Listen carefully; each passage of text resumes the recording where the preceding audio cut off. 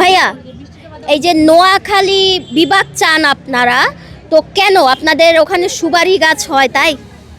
নাইলে সুপারি খাবেন কই থেকে?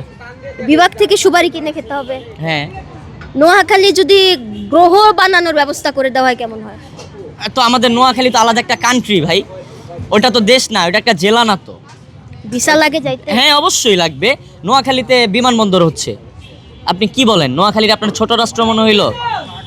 নোয়াখালী একটা কান্ট্রি, বিদেশ। হ্যাঁ, নোয়াখালী একটা বিদেশ। কোটি, আমি বলি দেশের 90% বিদেশে যত পথযাত্রী দেখেন না আপনি, যে কোনো প্রান্তে যাবেন আপনি নোয়াখালীর লোক পাবেনই। ওই যে বিদেশে যেসব পথযাত্রী কিংবা ভিক্ষা টিকা করে এরা কি নোয়াখালী? আপনার কাছে মনে হইতে পারে, সাবধান, আপনি যেগুলো বলতেছেন না ভিডিওতে দেখবেন আপনাকে কিন্তু ধুয়ে দিবে, আমি বলে দিলাম।